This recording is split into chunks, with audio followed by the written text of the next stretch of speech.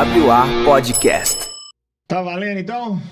Vamos começar mais um episódio do WA Podcast, número 14. E hoje, mais uma vez, sempre trazendo pessoas diferentes, pessoas que vêm trazer conteúdos muito bons para nós. E eu tenho o prazer de chamar ele aqui, Marcos Haroldo Júnior. Tudo bem? Tudo bem, prazer estar aqui com vocês. É um privilégio a gente poder estar trocando, né? Que eu acho que todo podcast é isso, essa troca, a gente cresce juntos. Então, obrigado aí pelo convite, estou à disposição. Eu que te agradeço, tá? Por você estar vindo aqui, ter disponibilizado. Agradecer ao Breno também por ter chamado você lá para convidar, tá? E também eu trouxe aqui de novo o meu companheiro aqui para me ajudar também aqui. Pela segunda vez já que ele tá aqui, viu, gente? Se vocês acharem que ele tá ruim, me avisa. Mas se estiver bom, me avisa também, tá? Carlos Henrique, fala com nós. Ajuda eu aí, hein, galera. Volta lá. Cheio de expectativa, Wallace. Eu creio que o Senhor vai falar conosco aqui e com você aí em casa. Vai ser poderoso. Amém. Em nome de Jesus. Obrigado, então, por todos vocês. Marcos, eu tenho aqui tudo sobre você, mas eu queria que tirasse de você tudo, tá? Beleza. Aqui, nós estamos aqui para saber de você, da sua voz. Eu queria que você começasse um pouco, contando um pouco da sua base, da sua vida, um pouco para a gente aqui, para a gente te conhecer, né? Para a gente saber quem é o Marcos. Bom, vai ser... A minha história é longa, hein? Vocês têm tempo? Nossa, vou ficar tranquilo. Eu vou começar dizendo, cara, que eu estar aqui hoje é um milagre. Se eu pegar aqui a vida da minha família e mostrar para vocês os dois lados, é um milagre eu estar aqui hoje. E aí a gente entende que Deus, ele é perfeito, ele cria planos, né?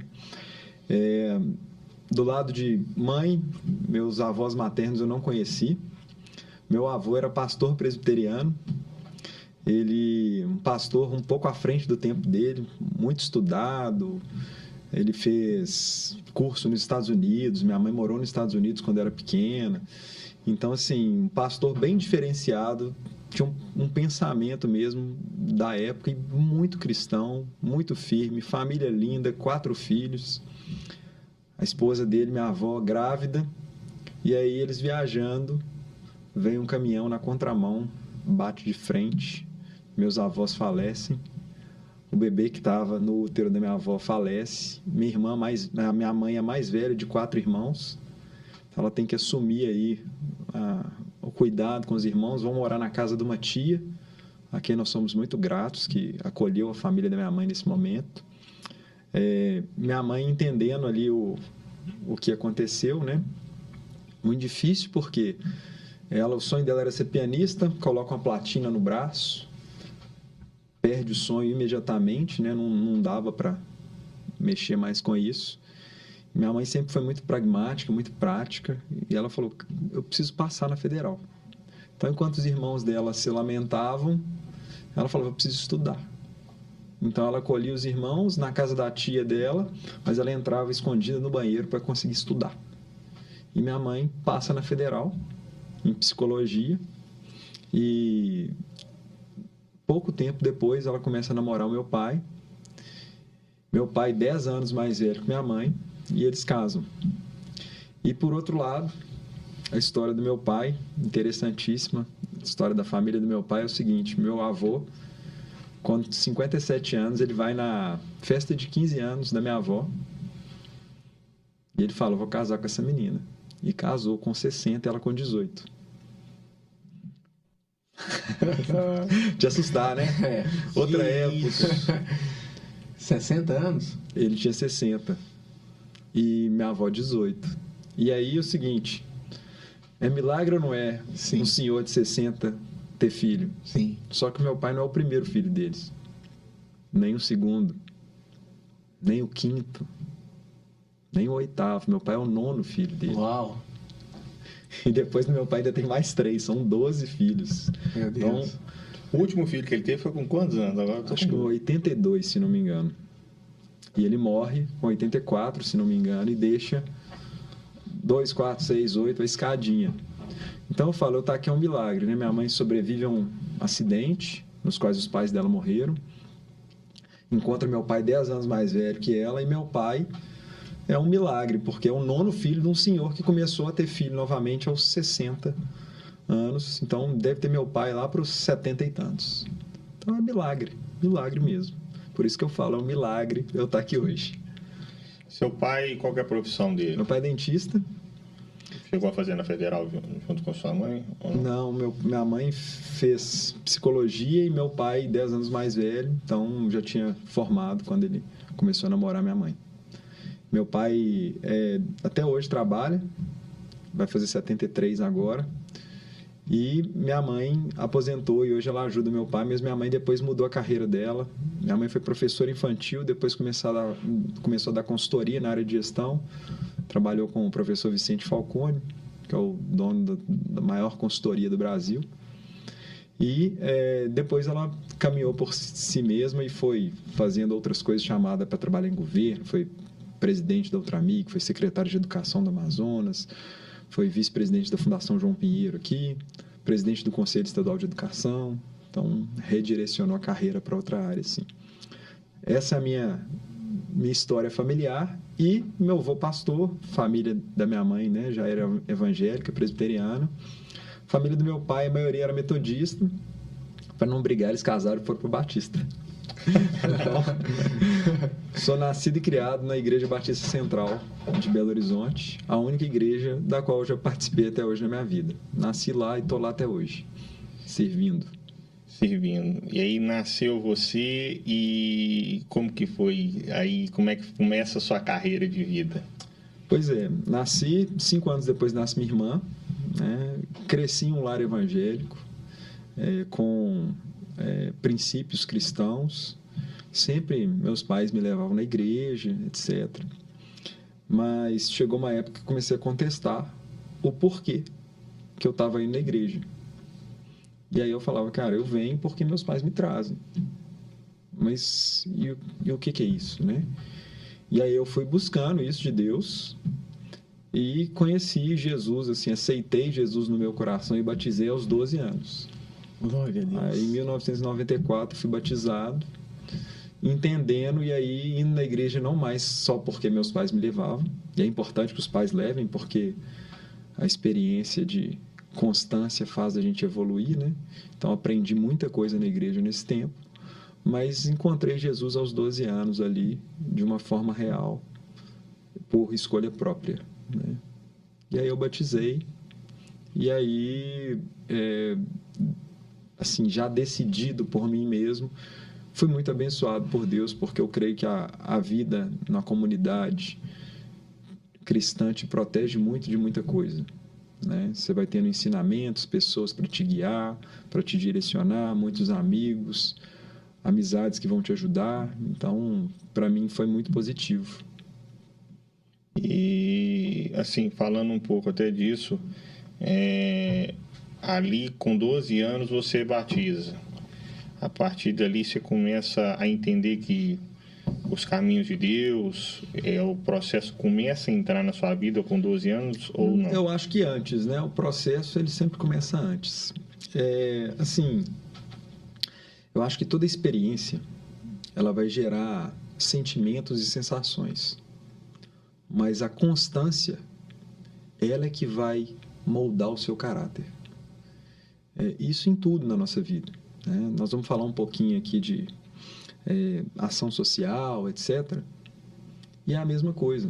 A experiência ali, vou ali um dia dar comida para um morador de rua. Você vai sentir alguma coisa. Você vai ter uma sensação, um sentimento. Mas aquilo, se você não tiver constância, aquilo passa.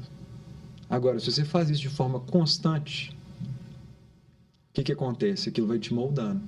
Você vai entendendo melhor o porquê daquelas pessoas estarem na rua. O que isso gera. Sim. Aí você vai entendendo muito melhor daquilo.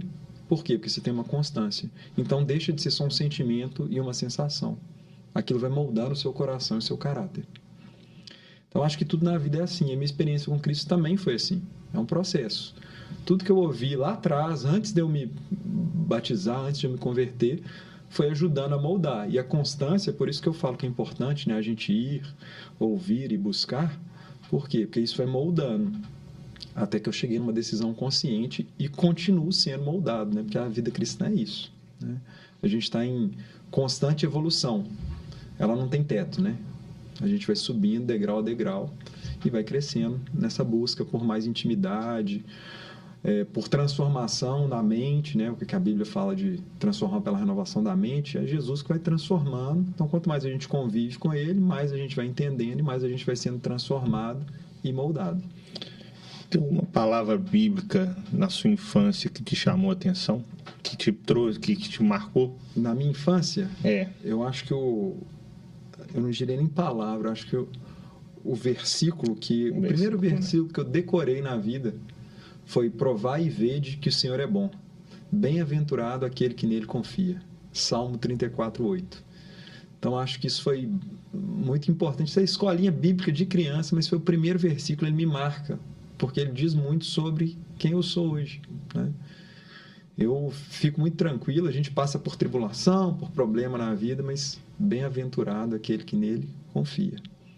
Então, descansa no Senhor. Nossa, quer comentar alguma coisa? Você deve estar com vontade. Meu Deus. Sim, impressionado com a questão dele falar dos pais ser levado. E um versículo que ele memorizou ainda quando era criança: provar e vede. Talvez essa dúvida, né, aos 12 anos, fosse por causa, talvez, desse versículo. A palavra de Deus, ela é viva e é eficaz, ela vai movendo dentro de nós. Ele estava vivendo através de experiências que os pais deles tinham, tentavam transmitir, mas cada um de nós precisa de comer deste pão. Nós precisamos de experimentar quem é Jesus. Não é sobre o Alisson comer uma comida ou o Marcos comer e falar assim: Carlos, é gostoso, o negócio é bom, cara, mas eu quero experimentar. Por que eu estou nessa igreja? Não é? O que eu estou fazendo aqui? Sim. E quando ele experimentou de Cristo, ele provou, ele viu, e hoje é base, é referência, é uma bênção. Impressionado. E uma dúvida: a sua mãe estava no acidente? Você falou sobre... Estava, ela e todos os irmãos que sobreviveram estavam no banco de trás. Então, por isso que ela teve que colocar a platina no braço. Sim. Então, assim, foi um acidente bem grave, assim. E todos os filhos, então, participaram daquele acidente, né? Sim. Então, complexo. E conviveram com ele, com essa... Eu queria fazer uma pergunta antes Pode. que o Alisson continue. Você falou que tem 41 anos de... Central, Igreja Batista Central.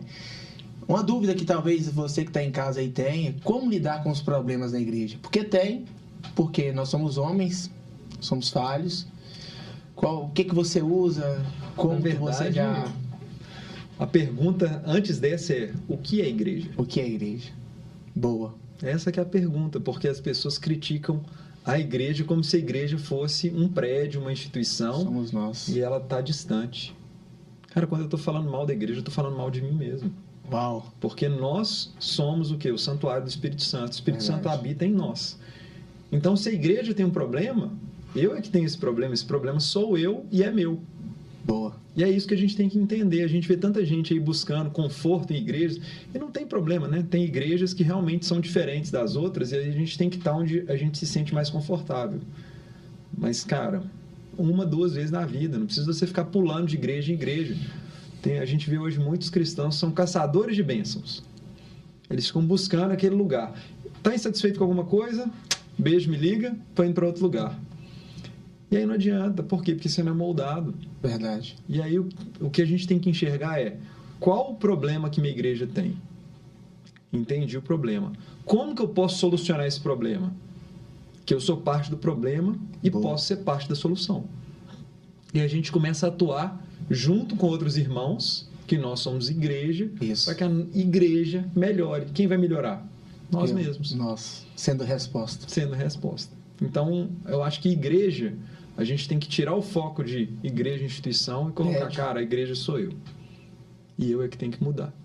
E aí você para de enxergar os problemas com apontado o dedo, porque no outro é muito mais fácil você apontar o dedo. Verdade. Mas quando você olha para você, é muito mais difícil da gente apontar o dedo. E aí você reconhecendo que aquilo é um problema e que você faz parte do problema e pode ser a solução, aí é trabalhar para você atuar nesse gap e resolver o problema que você enxerga na igreja. Em mim. Em mim.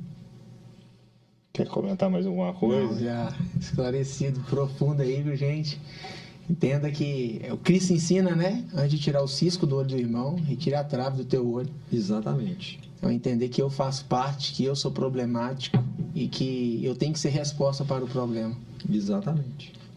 Obrigado, meu irmão. É isso, tamo junto. Assim, continuando, né, o nosso papo, e depois dos 12 anos, eu queria saber um pouco se você, como é que foi a formação sua, você chegou a fazer alguma graduação? Fiz, vamos lá. Bom, aí depois vivi a adolescência na igreja. Aos 15 anos fui no acampamento, chegou uma menina bonita lá, novidade. Gostei muito dela. Comecei a namorar com ela aos 15 anos.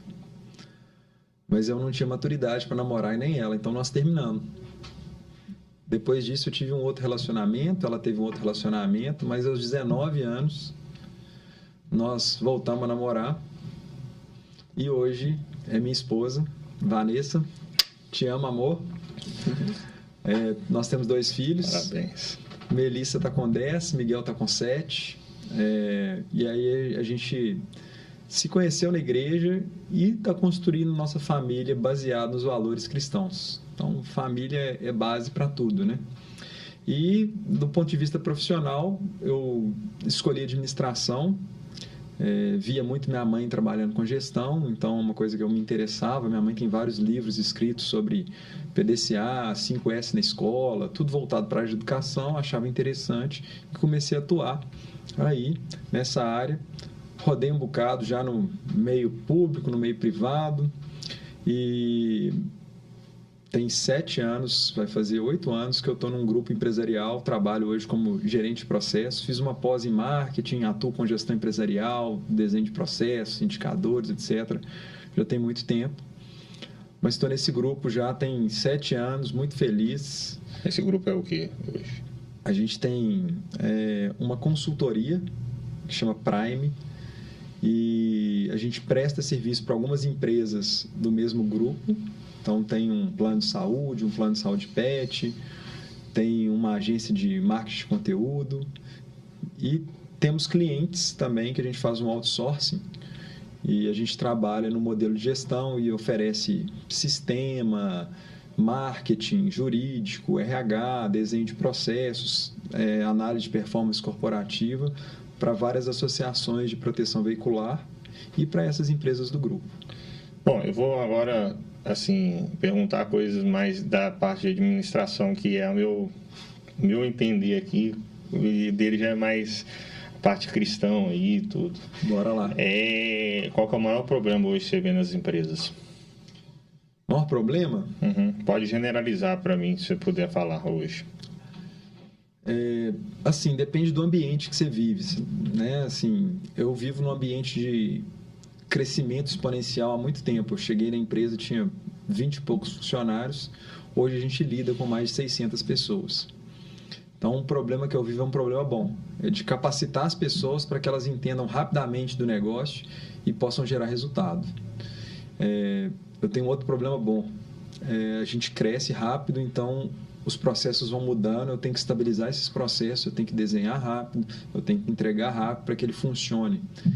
Eu tenho que otimizar muitas coisas, porque eu não posso pensar numa escalabilidade proporcional ao meu número de clientes.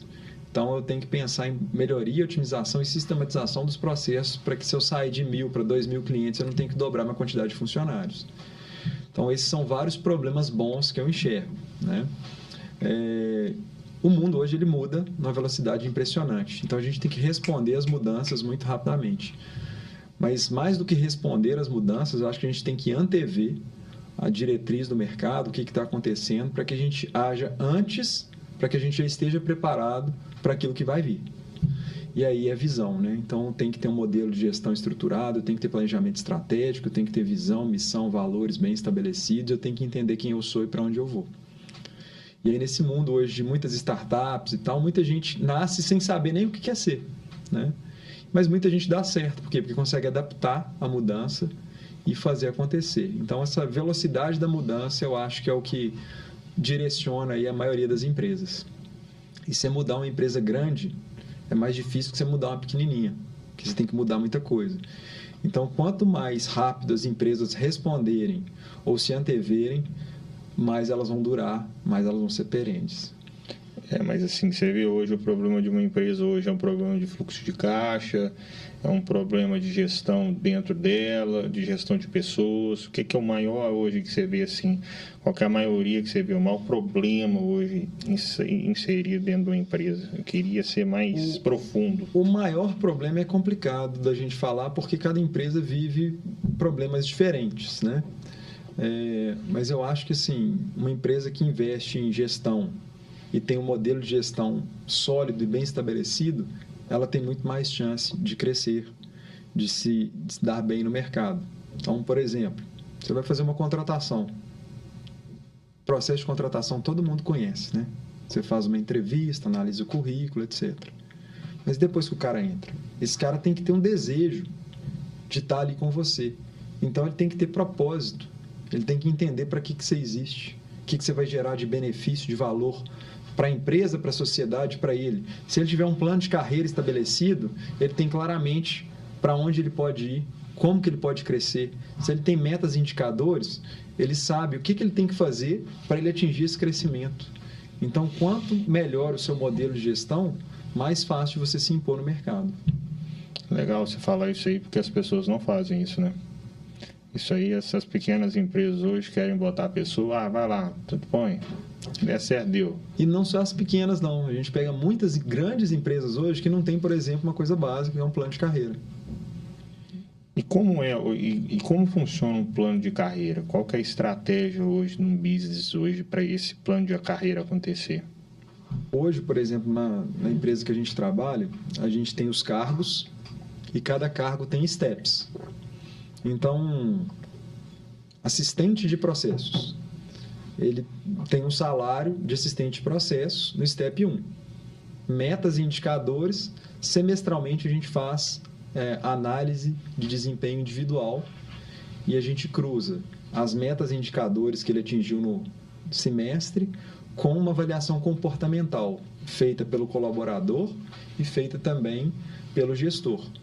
Cruzando isso, a gente cruza isso numa matriz e se ele ficar posicionado, ele pode receber uma promoção. E aí ele pode ir para o step 2, que é outro salário de assistente. E a gente tem alguns steps até que ele atinge o limite ali, ele pode ir para analista. Então, ele já consegue enxergar a carreira até o nível de diretoria, por exemplo. Então, ele vê, cara, para eu chegar a diretor, eu preciso disso, disso, disso, com metas claras, indicadores claros e sabendo por onde ele passa. Então, a gente tem um plano de carreira com um plano mesmo de carreira. O cara olha e fala, cara, em 5 anos eu consigo ser tal coisa. Eu consigo ser especialista, eu consigo ser coordenador, eu consigo ser gerente. Então, ele se enxerga no futuro. Quando o cara se enxerga no futuro, ele vai dar muito gás para chegar ali, se ele realmente quiser aquilo. Ele vai se esforçar. É diferente de você estar lá trabalhando, cara... Não, trabalhei bem pra caramba, meu chefe não tá vendo direito, as coisas não são mensuradas. Não, mas eu fiz muita coisa esse ano. Vou preparar aqui uma conversa com ele, que eu preciso ter um aumento. Aí você tem que provocar, e isso é até desconfortável para o funcionário. Agora, quando ele tem claro ali o que ele precisa fazer e a regra do jogo está estabelecida, fica muito mais fácil. Isso é um exemplo simples no processo de contratação. Só que depois, e aí? Depois disso vem o quê? Para esse cara querer ficar, eu tenho que gerar esse senso de propósito e ele tem que conseguir enxergar para onde ele vai. Isso é uma ideologia muito interessante quando você fala isso, mas eu vou te fazer uma proposta diferente. Muitas startups hoje não dão lucro, só que elas têm indicadores para os funcionários. Como você vai fazer levar um funcionário sabendo que a empresa não está dando lucro? Boa pergunta para você pensar. A startup ela tem uma lógica diferente, né? Porque muitas vezes ela ainda está na fase que ela não chegou ainda nem no payback dela. Exato. Alguém está colocando dinheiro para aquilo rodar. E aí eu preciso ter um modelo de gestão que eu premio o funcionário, ele não vai ter participação no lucro, mas de acordo com o resultado dele, e aí eu tenho que ter indicadores muito bem estabelecidos para saber onde eu quero chegar como gestão, para eu ir remunerando ele. E eu tenho que saber o que está entrando de dinheiro do investidor para eu conseguir mensurar. E saber os steps que eu tenho que ter até eu chegar no meu payback. Então, estabelecer os marcos ali e tentar acelerar esse processo para eu fazer esse jogo virar, atingir o ponto de equilíbrio ali da empresa, pelo menos se pagar. Sim. Muitas startups nem chegam nesse ponto de equilíbrio e acabam, né? Mas isso hoje é a coisa mais normal do mercado, porque tem muito investidor anjo colocando dinheiro para que as empresas consigam virar. E às vezes ele vira uma que valeu por 100 outras que ele teve o prejuízo lá. Então os caras fazem essa aposta também no volume, né? Isso, exatamente. Por isso que a gente tem essas rodadas de investimento. Todo mundo conhece Shark Tank. O cara vai para lá, apresenta a ideia, os caras que estão acostumados ali, né, os empresários com plano de negócio, etc., com um negócio que às vezes já está até rodando, eles tentam enxergar ali se tem uma oportunidade ou não para dar uma acelerada.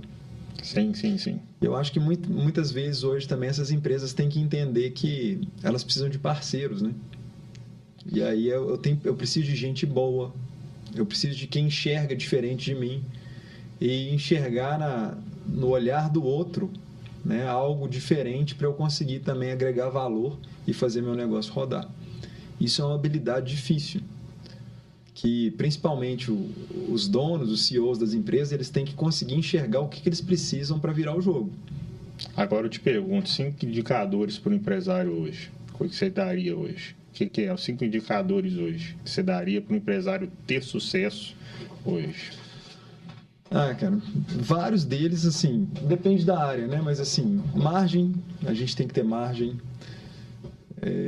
EBITDA, eu tenho que ter um índice de rotatividade baixo, senão eu não consigo manter e fazer o trabalho rodar.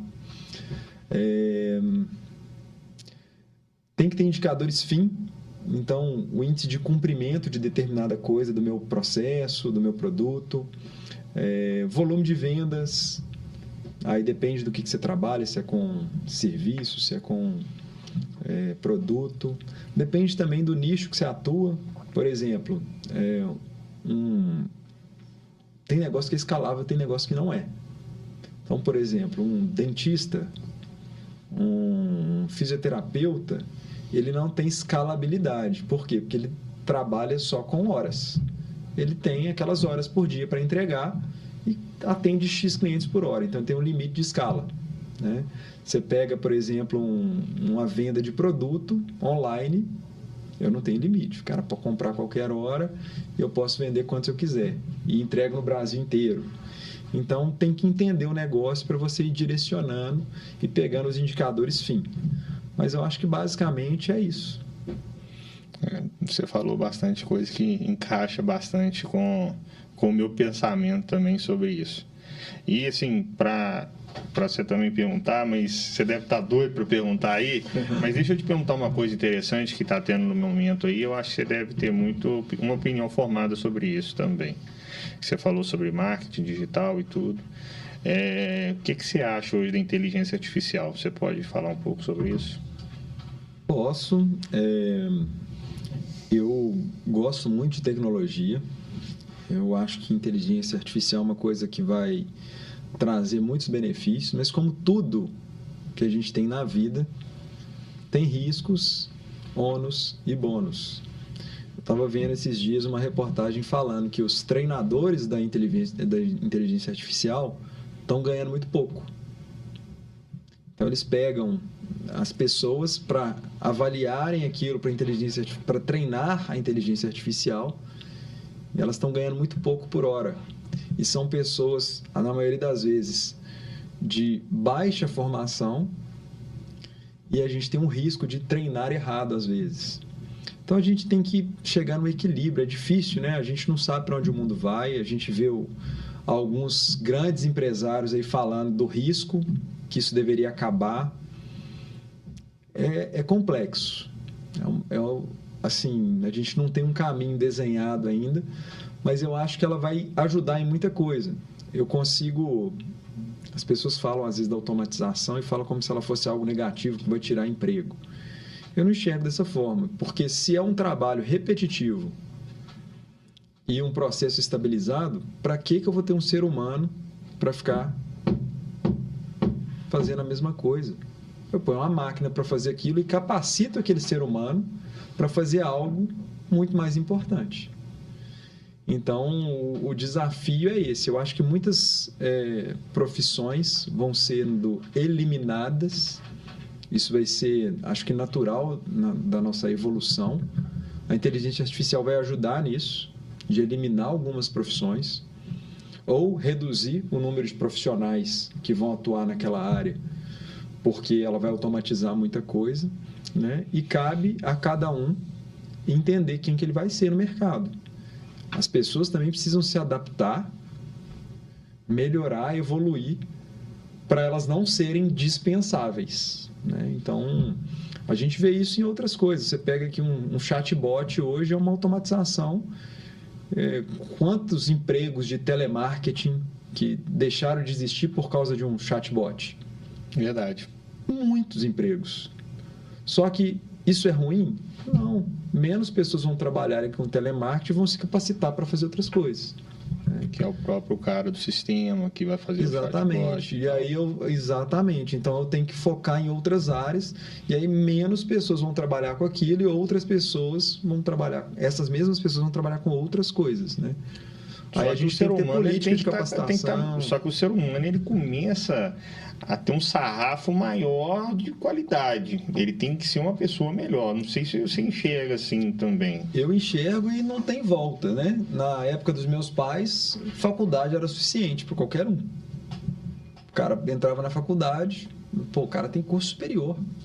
Entrava numa empresa e trabalhava a vida inteira nessa empresa. Acabou isso. Você não vê ninguém trabalhando a vida inteira numa empresa mais. E quando vê, é mal visto. Fala assim, cara, esse cara não teve experiência. Ele não rodou. Ele viveu naquele mundinho dele, naquela bolha. Né? Então, é uma realidade. Hoje, a pessoa... Você pega o currículo, a pessoa, muitas vezes você vai contratar, ela já tem um superior e 2 pós e está procurando emprego. Verdade. O cara tem mestrado, doutorado, está procurando emprego. Você fala, cara, o cara é super capacitado. Só que o mercado demanda mais do que hoje o diploma. Aí veio outra onda. Cara, não adianta você ter só hard skills, precisa de soft skills. Então, eu preciso ensinar para as pessoas habilidades relacionais, de comunicação, etc. Então, não é só eu ter o diploma. E aí o mercado vai ficando cada vez mais exigente. E aí eu não acho que o problema vai ser nunca mais a falta de informação. É o excesso, a gente filtrar o que é importante e direcionar. Todo mundo tem o mesmo recurso. Qual que é o recurso? 24 horas por dia. Tempo. Esse é o tempo que todo mundo tem por dia. Pode ser rico, preto, branco, amarelo, não adianta. Todo mundo é 24 horas. Onde eu vou investir essas 24 horas? Esse é o segredo. Eu vou direcionar a minha vida para fazer aquilo que é mais importante. Eu tenho que priorizar aquilo que vai gerar mais valor. Uau. Então, eu acho que esse que é o segredo da vida. Priorizar aquilo que gera valor. Que gera valor para si mesmo. Ou para tudo. Para tudo. Para si mesmo, para a sociedade, para a sua empresa. Hoje, o volume de atividades que eu tenho para fazer dentro do meu trabalho não cabe dentro do meu dia. Não cabe. Ainda mais no crescimento que a gente está tendo. Então, o que eu tenho que fazer? Eu tenho que entender o que cabe dentro de um time box, dentro de uma caixa do tempo, e falo, cara, em um dia eu consigo entregar isso. O que é mais importante de eu entregar? Isso. Eu vou entregar o que é mais importante, para gerar mais valor rapidamente. No outro dia, eu continuo minha lista. É bem dentro da lógica da metodologia ágil. Né? Eu tenho que entregar rápido aquilo que gera mais valor. Então, eu tenho que priorizar o que é importante para eu entregar que vai gerar esse valor. Então, eu coloco minha lista de atividades. Qual que é a número 1? A mais importante que eu tenho que fazer. Cara, é isso. Então, eu vou fazer isso agora. Essa é a primeira. E vou gerando valor, entregando e passando para a próxima. A sua agenda é seu chefe. Pode-se dizer isso ou não? Aí é que tá. Ou a sua agenda é seu chefe ou você é o chefe da sua agenda. Uau, o que você quer ser? Porque Porque o que você falou é justamente, é você que torna o chefe da sua agenda. Porque você vai programar dentro do seu tempo o que você consegue fazer. Exatamente. Se a sua agenda fosse o chefe, você ia ter que adaptar o seu tempo para tentar suprir ali as demandas diárias. E muitas vezes a gente tem que aprender a falar não. Não. Então eu falo, verdade. cara, eu não vou participar dessa reunião porque não é o meu foco nesse momento. Eu não vou gerar o valor que eu preciso gerar, eu tenho outra coisa mais importante para fazer. Só que vai falar isso direto. É difícil, então Sim. você tem que entender, e esse que é realmente o segredo, eu entender o que é mais importante para eu entregar e priorizar. E essa é a dificuldade. E aí é o que muitas pessoas hoje não fazem, elas se deixam levar. Você tem que tomar as rédeas da sua vida, da sua agenda, para tudo. Para tudo. Por quê? Cara, tudo é custoso na vida, custa seu tempo. Então, cara, eu vou para minha célula. Sim. Cara, eu vou para minha célula, eu tenho que pegar os meninos, aprontar os meninos, comprar um lanche, dispor do meu tempo, ir lá, ter um momento legal lá, voltar. Cara, super legal, eu gosto. Mas gasta meu tempo. Isso é prioridade para mim? Na minha vida é. Tem gente que fala, nem... Cara, eu tô muito cansado hoje, eu não vou não. O que ele priorizou? O lazer e o eu. A pessoa falou, cara, eu não quero. Sim. E ela se priorizou. E é só a priorização. E aí eu tenho que perguntar, cara, o que vai gerar valor para você a longo prazo? Às vezes, realmente a pessoa não está dando conta. E ela fala, cara, prioriza. Prioriza a sua família. Você está com um problema lá, cara, cuida da sua casa. Hoje a sua casa é mais importante que a célula. Então a gente tem que... Me dá um exemplo. De problema que a casa pode ter que você vai ter que desfazer de ir na célula, por exemplo. Cara, meu filho está com febre. Está doente. Aí eu falo, cara, vou levar meu filho doente para a célula, vou ver se tem um quarto lá para ficar com meu filho lá. Para mim não faz muito sentido. Entendi. Eu vou falar, cara, hoje é mais importante eu ficar cuidando aqui do meu filho, ficar com ele, acolher, medicar, monitorar, do que ir para a célula. Legal. Só que eu estou desconectado de Deus? Não. Quando meu filho está doente, qual que é a primeira coisa que eu faço? Orar. E ensinar para ele orar. Porque, gente, filho de crente não é crente, não. Verdade. Filho de crente é criatura. Ele vira filho a partir do momento que ele aceita Jesus no coração. Então, o que eu tenho que fazer? Ensinar meu filho a virar filho. Uau. Então, eu tenho que fazer o quê? Cara, vem cá comigo. Para conseguir cumprir essa missão, precisa de ser filho. Maravilhoso. Exatamente. Então, cara, você está doente? Não, papai está aqui do seu lado. Mas vamos orar aqui, pedir para o Papai do Céu te curar? O que você está sentindo? Fala para ele. E aí você está ensinando ele a ter intimidade com Deus. E não é só você orando. Você fala, cara, ora você. Profundo, hein, irmão? E aí você começa a plantar, semear aquilo no coração da criança. E aí, é o que eu falei lá atrás. É a experiência, ele começa a ter experiência. Mas a constância disso, dele buscar a Deus, orar todo dia e tal, vai gerando, moldando o coraçãozinho e o caráter. Formou o caráter. Do seu filho, da sua filha. Então, Muito isso que eu acho que a gente tem que priorizar. E aí, voltando para o assunto tempo e priorização, cara, todo mundo tem o mesmo tempo. Só que tem gente que sabe priorizar melhor que os outros. Isso é verdade. E essas pessoas, pode olhar, cara, elas têm mais sucesso em diversas áreas. Porque elas priorizaram. Você quer comentar alguma coisa? Bem breve, viu, gente? Lindo que ele falou ali que tá fresco, a questão de eu, filho, ensino meu filho a ser filho, mas nós aprendemos com o filho, Jesus. Sim. Então, Jesus nos ensinou como se comportar diante do Pai. Exatamente. Então, olhando para Jesus, eu sei me comportar como um filho. Como que um filho se comporta? Olhando para Cristo, tudo que ele tinha em sua mão, ele apresentava ao Pai. Ele usava a autoridade, o governo que o próprio Pai havia dado. Então, existe isso sobre nós. E você ensina o seu filho a ser filho. Maravilhoso. Só que eu fiquei surpreso, só um comentário sobre, porque o Alisson perguntou sobre você, sobre como que foi a sua formação, crescimento, e deu para perceber quantas informações, conhecimento na área empresarial você tem. Mas antes de falar sobre isso, você apontou sua família. Você apontou quando conheceu sua esposa, com quantos anos tinha. Então, agora uma pergunta. Você acredita, se você fracassar dentro de casa, você fracassou em tudo isso que você carrega em bagagem empresarial? Na sua jornada de fé? Eu não acho que você fracassou na bagagem empresarial. Sim. Mas aí você fracassou na sua priorização. Priorização. Eu conheço gente que é muito bem sucedida profissionalmente, que eu admiro, Sim. mas que fracassou na área familiar. Boa. E eu não posso falar que essa pessoa é um fracasso. Sim. Ela é um sucesso empresarial. Sim. Agora, na vida como um todo, eu faria igual? Não faria.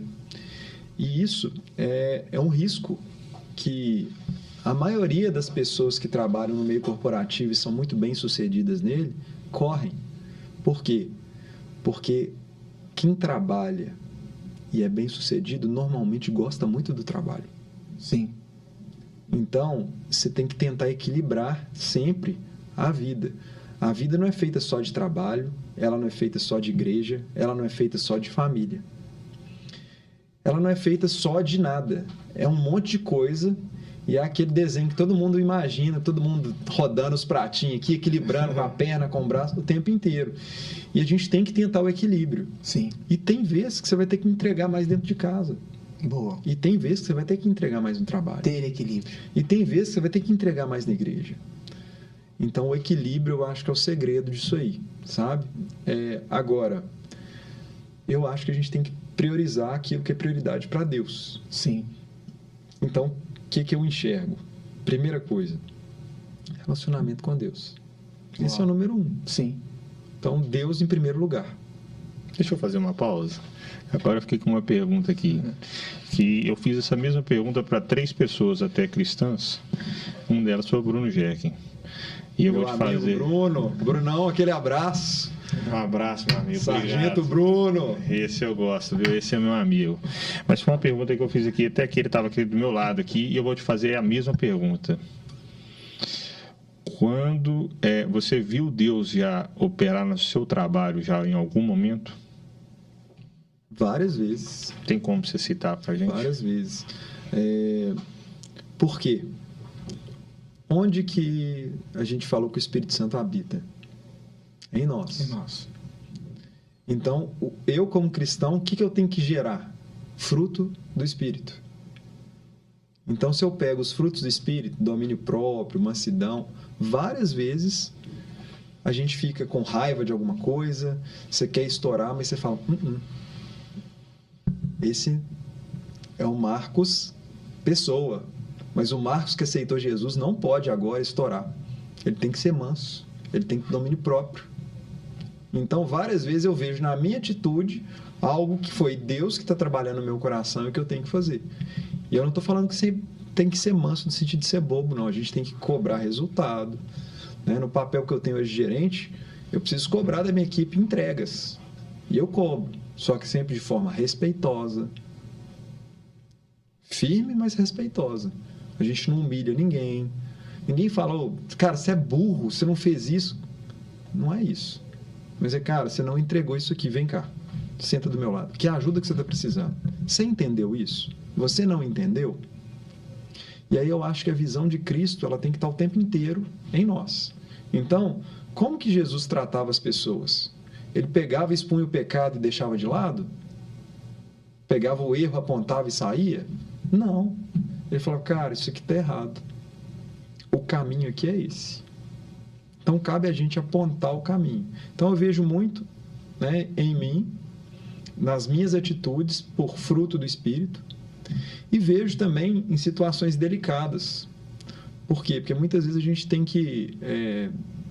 essa parte de pacificar as pessoas, de entender o lado do outro e de ajudar a situação a se resolver, é algo que tem muito a ver com cristão, com ser cristão, né? No que depender de vós, tem de paz para com todos. E aí não é só na sua vida. Se você puder influenciar outra vida e evitar um conflito desnecessário, cara, eu vou ajudar. Ter um olhar diferente, de compaixão. Então, às vezes, tem alguém lá que está pé da vida com alguma coisa porque aconteceu alguma coisa. E às vezes esse vai ser o dia de eu acolher. Às vezes o cara está passando uma coisa em casa e aí se ele abre com você, não é o dia de você destruir o cara. Cara, nós estamos juntos. eu sei o que você está passando. Vamos tocar o trabalho aqui, mas nós vamos conversar também depois sobre isso. E a gente vai passando. E aí você vai passando e vai se tornando amigo das pessoas e criando relacionamento. Então, já passei vários casos de funcionário que perdeu o bebê. Então, teve um aborto. Aqueles dias vão ser difíceis emocionalmente para aquela pessoa. Então, não pode ser só trabalho. Eu vou, cara, como é que você está? Como é que está sua esposa? Como é que estão as coisas em casa? Está precisando de alguma coisa? Então, nós estamos trabalhando ali, entregando o que a gente tem que entregar, acompanhando os indicadores, fazendo. Mas, cara, estou te acolhendo emocionalmente aqui. E você vai criando amizade. O outro, o filho está doente, a mãe está doente, precisa de alguma coisa, está sofrendo por alguma coisa. Quem compartilha com a gente está pedindo ajuda. Então, esse acolhimento também é Deus, né? Te usando onde você estiver. E aí, isso é ser cristão de verdade. Por quê? Cara, é onde você está. Você não é cristão na igreja, não. Você não é cristão só na igreja, né? Na igreja você é também, mas você não é só na igreja, só na célula. Você tem que ser cristão o tempo inteiro. Profundo disso é quando a gente pergunta a alguém se ele já teve experiência com Deus, a nossa mente de primeira mão já pensa assim em uma cura, milagre, né? em um milagre. Busca no milagre. Nós tremeu lá o prédio e pensamos que ia desabar, mas veio um anjo e segurou. Só que não, você está explicando aí situações diárias que nós vivenciamos, comuns no dia a dia, só que Deus está operando através de mim, através do fruto do Espírito Santo. Eu tratar o outro bem, eu ser misericordioso, compassivo, benigno, longânimo. É Deus operando no meu serviço através de mim. É Deus fazendo, é Deus se movendo. Lindo isso aí. É isso aí, tem que ser no dia a dia. Diário. E a gente tem a tendência, né, a buscar sempre o milagre, né? Sim. Mas se você pega a vida de Jesus, claro que Jesus realizou vários milagres. Mas o principal que ele construiu ali com os discípulos não eram os milagres. Era o relacionamento no dia a dia, o tanto que o coração deles ia sendo transformado. Sim. E eles erravam, pecavam, vacilavam, e Jesus do lado, ó, direcionando. É assim que se faz. Vem cá, é assim. Amando, corrigindo quando precisava corrigir. Né? Então, eu acho que é muito por aí, a gente enxergar Deus no dia a dia, como a gente faz as nossas coisas. Uau! Porque, assim, é muito interessante você falar sobre isso, porque a gente, assim, eu sou líder da minha empresa, então, assim, cada vez que você fala, eu estou recebendo aqui, e, assim, essa parte cristã, quando você traz, você vê que ela te ajuda demais a ter o seu crescimento também profissional. Com certeza. Porque você vai analisando ali, que você vai galgando, você vai ganhando ali relacionamento com as pessoas e tudo. Isso. A igreja é para isso, na verdade. Pois né? é, isso que eu ia falar com você. Seu relacionamento atual com a igreja, como é que é? Eu queria que você falasse, assim, sobre o seu momento celular também. Eu queria que você explicasse um pouco isso também para a gente aqui, para a gente entender também. Beleza. Meu relacionamento com a igreja é muito daquilo que eu já falei com vocês, né? Cara, se eu critico a igreja, eu estou me criticando. Então, tem que enxergar um gap e atuar nele, e não apontar o dedo para a igreja, né? Então, é muito por aí. O que eu vejo que não está andando como deveria, eu tento atuar nesse gap. Considerando também tudo que me cerca.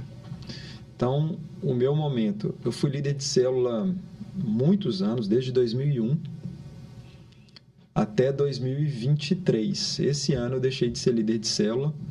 Por quê? Depois da pandemia, a minha célula foi para a célula online. Ficou na célula online até esse ano, depois da pandemia. Só que eu olhei para dentro de casa e falei, cara, meus filhos estão sem célula. E eu não posso deixar os meus filhos sem célula. Hoje, célula é mais importante na vida deles do que na minha. Exato. Porque eu já aceitei Jesus, eu já estou batizado, eu já tenho uma caminhada e eles eu estou semeando no coração deles. Então, conversei com minha esposa e a gente falou, não, nós precisamos ir para uma célula presencial que tenha célula de criança. Mas nós não podemos abandonar quem está online. Claro que não. Então, o que nós tivemos que fazer? Uma transição, formamos um líder lá, ele continuou com a célula online e eu fui para uma célula presencial que tem célula de criança. Você chegou a fazer expansão de líderes? Já fiz todos os cursos que tinha para fazer de líderes lá atrás. Então, mas na sua célula você teve uma multiplicação? multiplicação, isso. Já, algumas vezes. Aí a gente deixou esse líder lá tocando a célula. Mas você chegou a fazer multiplicação online também? A online não. Online. A online não. Aí o que aconteceu? A nossa tendência é da zona de conforto, né? Então o que eu falei? Primeira coisa que vem na cabeça, vou voltar para minha célula, que era a célula presencial, da qual eu já tinha multiplicado, e depois a minha virou online. Eu falei, eu volto para ela, porque eu já conheço todo mundo. Legal. E, o líder lá é um dos meus melhores amigos. A líder de criança é uma das melhores amigas da minha esposa. Aí eu falei, beleza, né? Só que, cara, conversei com a minha esposa e a gente falou, não. Nós temos que sair da nossa zona de conforto. É ir para onde a gente não vai acomodar. E aí a gente foi para uma célula, que a gente está adorando a célula. As crianças estão sendo ministradas, tem célula de criança. Só que minha filha está chegando numa idade agora, que é uma idade que é a transição entre infância e adolescência. E a gente tem visto que muitas coisas na igreja, muitas pessoas nessa idade, ela fica desinteressada porque a célula infantil é muito infantil e ainda não tem a maturidade de um adolescente. Então, tem um gap aí. A igreja já enxergou isso, eles já estão discutindo isso. Boa. Já tem até um nome que vai chamar conexão, que é fazer a conexão da infância para a adolescência de uma forma mais tranquila. Mudando um pouco a estratégia e a lógica de abordagem. Então, eu tenho orado a Deus para ver para onde eu vou. Se eu vou com a minha esposa liderando, então, esse conexão na nossa célula, né? Então, a gente tem orado sobre isso. Por quê? Porque eu não posso acomodar e falar, cara, você aqui, um membro da célula, vem aqui uma vez por semana e está tudo bem. Não é isso, né? E pensando também na minha casa. Cara, o que eu tenho que fazer para que a minha casa funcione melhor, para que meus filhos tenham mais oportunidades de aprofundar no relacionamento com Jesus, etc. Então, nós estamos orando, estamos nesse momento de transição. Aí você perguntou do meu relacionamento com a igreja. É ótimo. Um dos meus melhores amigos é meu pastor. Eu tive com ele ontem, pastor Rodrigo, sensacional. Vários dos pastores da igreja são meus amigos, alguns que são mais novos, entre aspas, né? Eles são pastores que têm na casa dos 30 e alguma coisa, ou 40 e alguma coisa. Eu vi os meninos nascerem lá na igreja, eram meus amigos, então você tem uma história com eles, e aí você tem liberdade também. E a relação é aberta, então você tem liberdade e eles têm maturidade para receber a crítica, não como uma crítica, tá apontando o dedo, mas, cara, vamos construir junto algo para melhorar aqui tal área, né? E a gente vai conversando. Então, a minha relação com a igreja é ótima. Amo a igreja e quero servi-la, né? E aí a gente vai fazendo outras coisas.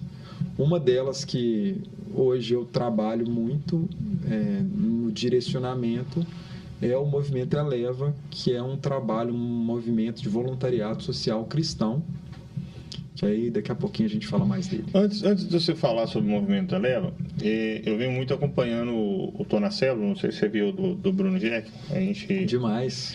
Eu até ajudo, até participo junto com eles e tal, participei do primeiro episódio. E assim, tô acompanhando. E teve até um episódio, não sei se, acho que é do Kojima, do Igor. Igor Kojima, de Picos. Isso. Ele recebeu, ele orou e recebeu de Deus, teve um recebimento de Deus para ele ir para Picos. Você chegou a ter um recebimento também de Deus em uma oração para fazer algum tipo de movimento ou não? Porque você também tem bastante tempo que você está na igreja. Cara, assim, eu acho complicado eu falar assim, eu ouvi a voz de Deus me falando isso. Porque eu acho que Deus fala de várias formas. Eu não ouvi a voz de Deus, mas eu li a palavra dele. Uau. E aí, quando eu li a palavra dele, eu entendi que era para eu fazer algo. E não que era para eu fazer isso especificamente, abrir um movimento. Mas mexeu comigo. Deus falou comigo. O que eu deveria fazer? Aí, o que aconteceu em relação à leva? Eu tive um professor na pós-graduação que não é evangélico, mas que acredita em Deus, que é o tio Flávio.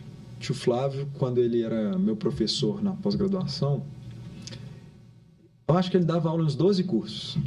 De graduação, pós-graduação, coordenava curso. Desculpa, pós-graduação em que mesmo? Eu fiz uma pós em marketing e comunicação. Ok. E aí ele foi meu professor, me orientou no artigo que eu fiz como trabalho de final de curso. E a gente ficou amigo, depois eu dei consultoria com ele trabalhando mais com a parte de marketing e comunicação, eu mais com a parte de gestão. Depois eu arrumei um emprego fixo em BH, que eu não queria viajar. E aí fiquei um tempo sem vê-lo e tal, e aí nos reencontramos e falei, cara, o que você está fazendo? Ele falou, cara, larguei todos os cursos. Achei aquilo muito estranho. Falei, cara, como assim? Ele falou, cara, estou mexendo com voluntariado. Isso. Ele foi me contando, eu fui ficando maravilhado. E eu fui olhando, ele tem um movimento que chama Tio Flávio Cultural. Então, eles têm diversas formas de atuação. E aí, eu vi aquilo e falei, cara, o que eu estou fazendo da minha vida? Eu estou dentro da igreja, mas qual é o impacto que eu estou criando na sociedade? E aí eu olhava a vida dele, olhava a mim e falava, cara, ele está entregando muito mais do que eu. Então é uma coisa errada. Eu preciso fazer isso. Aí eu falei com ele, cara, eu quero ir com você. Me leva. Aí ele falou, cara, eu te levo, eu vou num abrigo de adolescentes. E aí eu cheguei lá no abrigo de adolescentes e os caras, e aí, tio Flávio e tal. Aí eu cheguei lá, e aí, beleza? Os caras mó frios assim comigo, eu falei, cara, que coisa estranha, né? Com ele os caras são todos gente boa e tal. Eu chamei ele e falei, tio Flávio, que estranho. Ele falou, cara, eu venho aqui todo mês. Eu venho aqui todo mês. Os caras me conhecem, eles não te conhecem. Então você vai ter que conquistar a confiança deles. E aí fiquei ali com eles, a gente estava montando uns kitzinhos de higiene, shampoozinho, sabonete. E aí, fechando, e aí o tio Flávio tinha falado comigo, você me empresta seu carro? Eu falei, claro. Aí ele falou, agora nós vamos pro lar de idosas. Aí eu falei, cara, como assim? Ele falou, quem quiser agora, vai comigo lá pro asilo, nós vamos fazer um bingo com as idosas lá, vamos encontrar um outro grupo, e os adolescentes que estavam abrigados naquela casa estavam convidados para ir como voluntários. Eu falei, não, que ideia sensacional. E aí pus os caras no meu carro, o tio Flávio foi comigo, mais 3 atrás, e a gente foi conversando, e aí os caras começaram a se abrir. E aí eu entendi, eu falei, cara, é criar relacionamento. Porque quando você vai uma vez, o que você está fazendo? Você está atendendo uma necessidade, mas você está alimentando também a sua necessidade de fazer algo. E aí você vai lá e não volta mais. E aí você teve um impacto pequeno na vida daquela pessoa. E o amor que você tem por ela também é superficial. Sim. Só que ele ia lá todo mês. E aí não era mais o adolescente. Era o Jorge, era o Rodrigo, era o Felipe. Então tinha nome. Aí você personaliza. E aí vira outra coisa. Eu falei, cara, que sensacional. Saí maravilhado. Voltei com ele no carro conversando, falando, cara, eu quero ir. Eu vou sempre com você, mas eu não consigo não falar de Jesus, velho. Porque é o que transformou a minha vida e o que eu acho que vai transformar a vida deles. Aí ele falou, cara, no meu projeto não tem como. Meu projeto ele é apolítico, apartidário, arreligioso. Você não pode ir lá e falar de Jesus. Só que, abre um aí para você, velho. Dá um nome. Eu te indico, eu te ajudo. Porque o mais difícil é as pessoas confiarem em você de cara. Então ele me apadrinhou e falou, cara, toma aí, ó. Tem uma casa de bebês aqui que está precisando de ser visitado, ao invés de abrir um grupo do Tio Flávio Cultural lá, você que vai lá. Eu falei, nó, top. Aí o primeiro grupo que eu chamei foi qual? Minha célula. Então eu chamei alguns amigos, galera da minha célula, falei, vamos lá. Mas como é que vai chamar? Falei, cara, não sei. Aí, pensando, orando sobre isso e tal, aí veio o Movimento Eleva. Porque qual que é a ideia do Eleva? Elevar a qualidade de vida, as perspectivas, o amor próprio e pelo próximo dessas pessoas, mas também elevá-las para mais perto do Pai. Boa. E aí a gente falou, cara, então vai ser o Movimento Eleva. E aí comecei a ir, mas antes eu liguei para ele e falei, cara, o que eu vou fazer com bebê, velho? Como que você atende bebê? Ele falou, não sei, eu nunca atendi. Vai lá e ama, velho. Eu falei, é isso, vai lá e ama. Meu Deus. E aí eu comecei lá todo mês. E aí quando você começa, eu não posso falar os nomes dos bebês aqui por causa de sigilo de justiça, Isso. né? Mas você personaliza e aí a menininha que já tem um nome agora, você começa a amar. Ela tem um problema de saúde, você já faz uma vaquinha para ajudar, porque o SUS vai demorar muito. Você vai lá e vê um balde no chão cheio d'água, numa época de seca, e você fala, cara, vamos juntar e comprar um umidificador, porque o balde é perigoso aqui, porque as crianças são pequenas. Aí você vai entendendo melhor a necessidade. E eu não sou psicólogo, eu não sou assistente social, eu não sou especialista na área. Então eu apoio um trabalho já existente para que eles consigam atingir um resultado melhor. Onde que é o com nosso trabalho? apoio. Esse específico é na Pampulha, mas tem abrigos espalhados em BH. E aí o que aconteceu? A gente começou a ir nesse, e aí começou a ir muita gente, que é legal ajudar a criança, né? Aí o pessoal acha legal, que aí uma vez conhece, quem gosta se apaixona e fala, eu quero ir mais, eu quero ir mais. E aquela casa tinha capacidade para 15 bebês, tem lá uma quantidade de funcionários lá por turnos, mas fica lá uns 6, 8, e aí estavam indo 40 pessoas para visitar. Eu falei, cara, não faz nem sentido. Nós temos que ir para outros lugares. Aí um amigo meu, Conexões da Vida, falou comigo, Marquinhos, eu trabalhei aqui num programa tipo Masterchef, eu tenho 120 quilos de leite em pó para doar. Você quer? Eu falei, claro que eu quero. Aí eu peguei, vi a validade, vi que não era tão extensa, falei, cara, a casa de bebês não vai consumir. Eu vou dar metade para lá e metade para outro lugar. Onde tem outro lugar? Não sei. Comecei a procurar. Ah, fulano conhece um abrigo lá no Prado. Falei, ótimo. Liguei para a coordenadora e falei, aqui, estou com 60 quilos de leite em pó para doar. Você quer? Eu quero. Cheguei lá, já criei a conexão, levei um outro amigo meu que ia no mesmo grupo que eu, falei, ó, agora você vai plantar um novo grupo aqui. Metade da galera que está lá vem aqui com você, então nós vamos plantar esse novo grupo. E aí ele começou a coordenar esse grupo que ia nesse outro abrigo, todo mês. E aí você começa a criar conexão. E aí você começa a amar aquelas crianças. E aí os grupos foram crescendo. Eu muito amigo do pastor Rodrigo. E aí eu falei, Rodrigo, cara, já tem 2 grupos. Ele falou, Marquinhos, vamos fazer um piloto na nossa rede, lá na igreja? Eu falei, não. Aí ele falou, cara, fala como é que funciona. Eu vou abrir um grupo por cada coordenação que eu tenho, aí estrutura celular de igreja, né? Então tem a rede, a coordenação, a supervisão e as células. Aí ele falou, cara, vamos abrir. E aí a gente coloca cada coordenação com um lugar. E a gente foi expandindo o Eleva e a gente chegou a uns 20 e poucos grupos funcionando mensalmente. Acho que o Bruno até participou de uma coordenação. Demais. O Brunão participou abrindo novas casas com a gente. O Brunão ia no sócio educativo e num abrigo de crianças. Então ele participava de 2 grupos. E a gente foi fazendo isso. Só que aí veio pandemia. Puf, fechou tudo. Aí a gente só podia ir levando o quê? Alimento. Alimento, doação, fralda, o que depende do público que a gente atende. Criança, idoso, tem abrigo só de mulher, abrigo só de homem, a gente vai em albergue de morador de rua. E aí a gente falou, e eu pensando, a gente precisa colocar isso na igreja. Só que antes o Eleva era uma iniciativa do Marquinhos e dos amigos dele. Aí a gente falou, cara, Aí conversei com o pastor Rodrigo, aí a igreja encampou, o Movimento Eleva está entregue, ele é da igreja. O Marquinhos hoje faz parte do Movimento Eleva, mas ele é da igreja.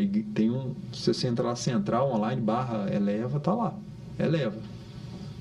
Então, a Eleva é um movimento hoje, um ministério da igreja. Deixa eu te fazer algumas perguntas, assim, são perguntas antes de entrar nessa fase.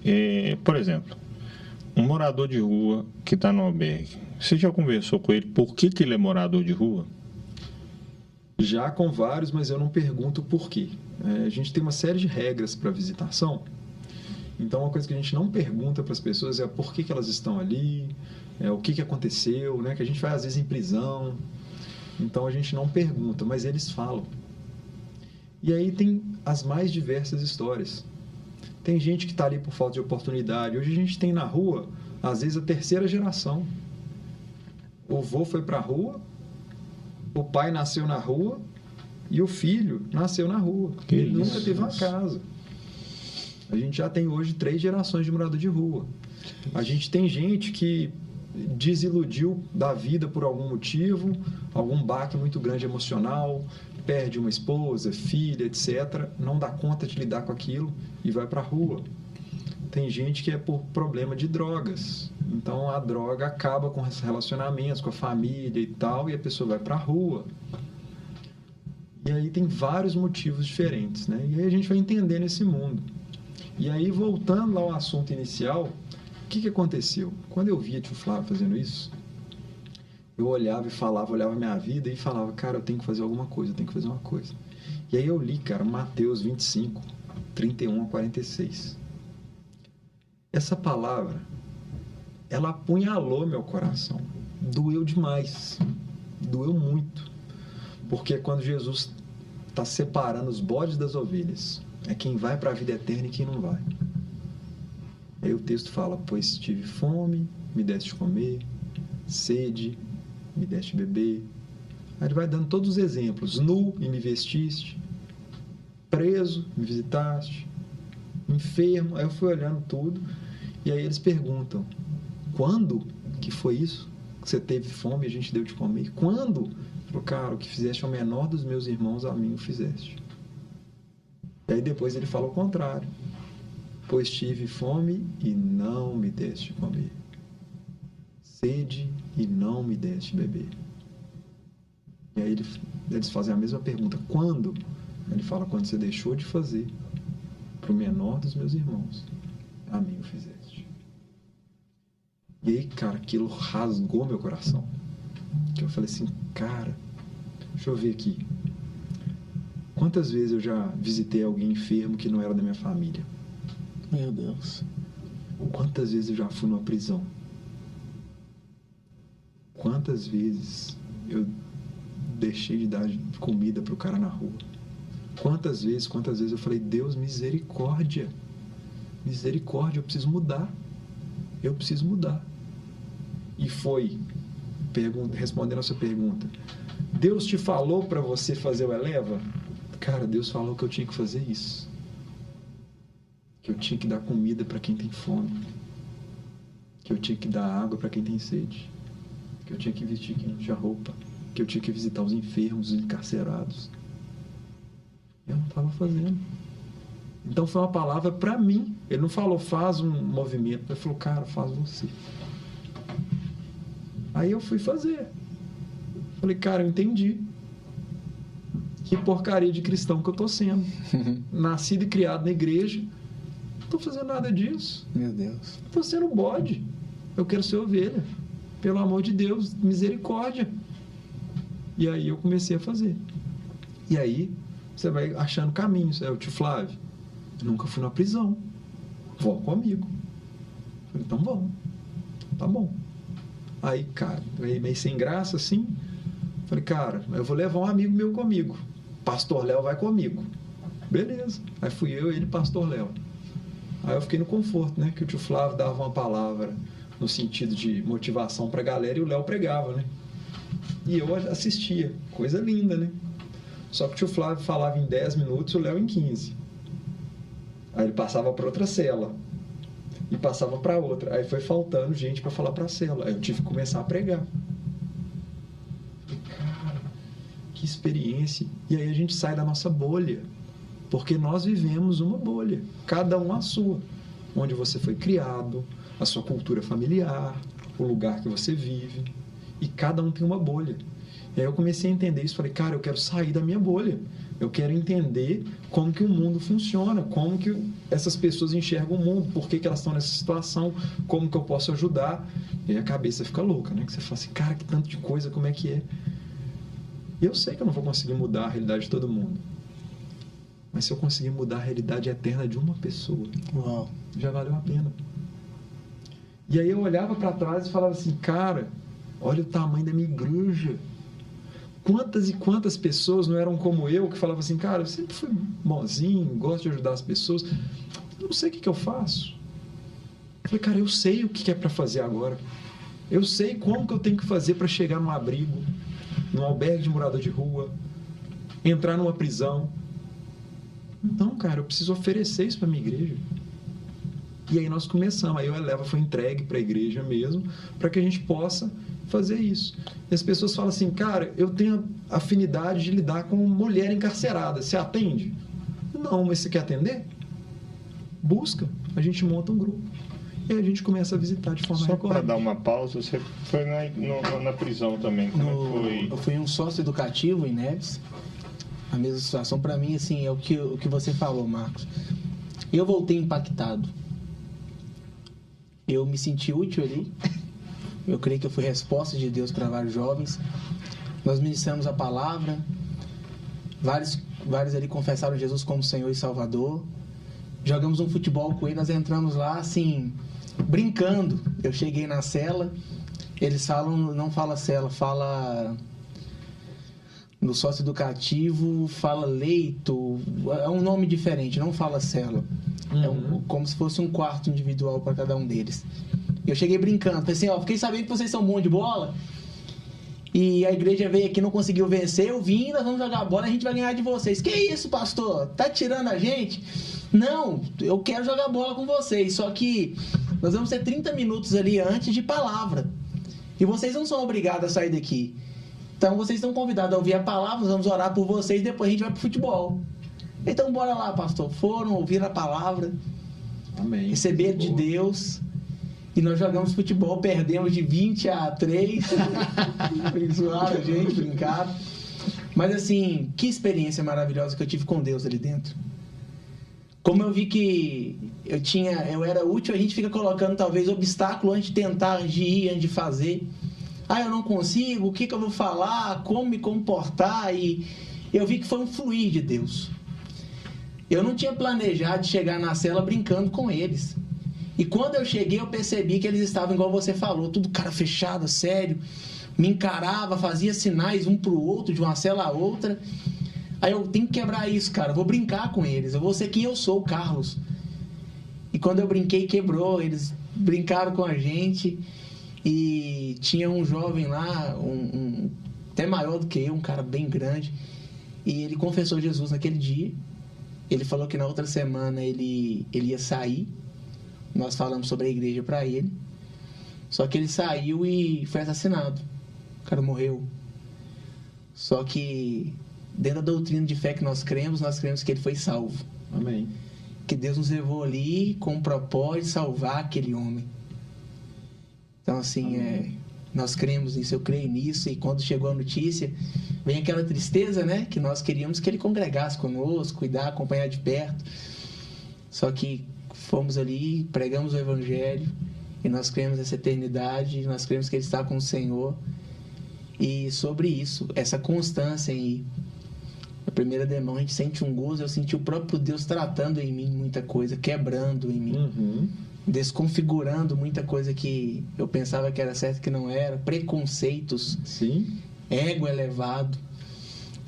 É sair da bolha, né? É isso. Você vai conhecendo a outra realidade.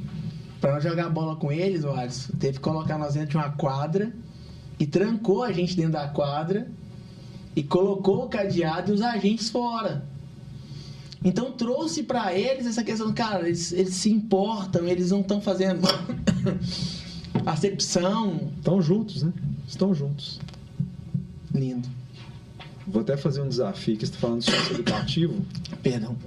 Vou dar uma missão aí de vocês conversarem com o Bruno, a experiência que ele teve no socioeducativo, que ele visitava lá de forma recorrente.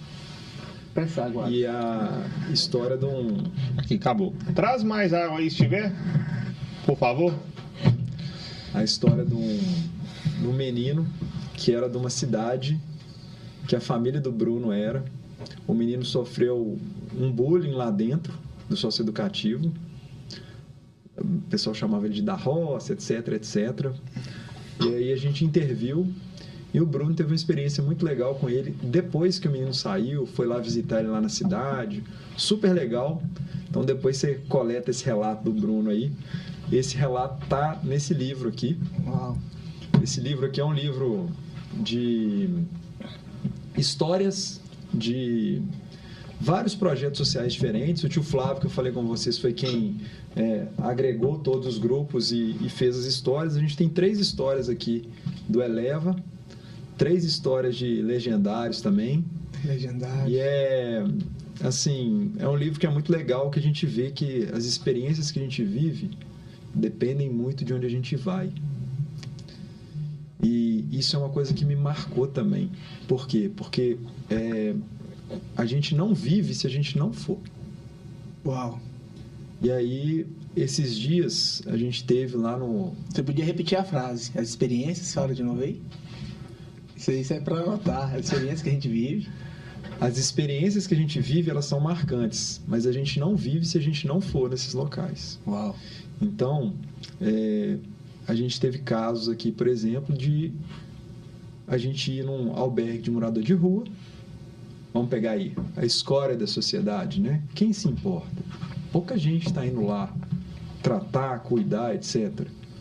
Se você perguntar na igreja quantas pessoas já foram num albergue de morador de rua, acho que pouca gente deve levantar a mão. Sim.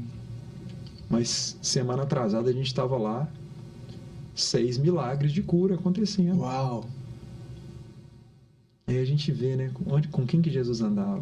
Sim, com Ele ia lá, fazia o milagre. No meio de quem? Das prostitutas, dos cobradores de impostos, que eram ralé, eram odiados pelo povo, considerados traidores. Então Jesus convivia com esse povo. Ia fazendo milagre, todo mundo ia vendo. E a gente muitas vezes não vai. E aí a gente não vê o milagre. E a gente deixa de vivenciar uma experiência que transforma a sua vida. Porque é o que eu disse lá no começo, né? A experiência, ela vai te gerar sentimento e sensação. Sensação. Mas a constância, Sim. ela vai moldando o seu caráter e o seu coração. Sim. E aí, esse molde, cara, você vê milagre, o que isso é para sua fé? É sensacional. É reforço da fé. É vivenciar. Né? E o milagre, muitas vezes, não é só um milagre em si, não. Você vê depois o milagre refletido na vida daquela pessoa lá na frente. Então é coisa linda da gente viver. E às vezes a gente perde a oportunidade, por quê? Porque eu não priorizo aquilo que eu deveria priorizar. Então, tá desafiado aí o Bruno a contar essa história aí. Boa. Do menino. E as pessoas a buscarem, né, cumprir essa palavra que eu falei de Mateus 25, 31 a 46. Leiam com atenção, porque é uma palavra para falar o coração de todo cristão. Uau. E para a gente refletir. O que a gente tem feito? Quando você entrava você chegou a ter alguma história quando você estava, porque ele compartilhou a dele na prisão. Você tem alguma história na prisão que você pode contar pra gente, que aconteceu que te chamou a atenção? Cara, tem de tudo. Tem inúmeras, né? Tem de tudo. Conta pra gente aí, pra gente deixar também o público assim. Assim, eu vou contar uma história que ela me marcou porque ela me mostrou o quão perto estava da minha realidade. E aí eu falo de bolha, aí você fala, cara, às vezes a bolha está quase junto. A primeira vez que eu fui na prisão de regime semiaberto, a gente fez uma palestra numa quadra. Então, durante a semana, eles trabalham, vão para o trabalho, voltam, trancados na cela, dormem, no outro dia trabalham, e final de semana. trancado na cela. Fica lá trancado. Aí a gente começou um trabalho de ir de forma frequente.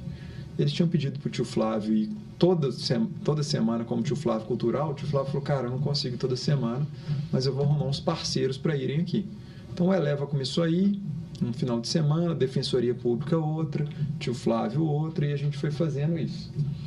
E a primeira vez que eu fui lá, estava todo mundo na cela ainda, e a gente ia fazer uma palestra na quadra.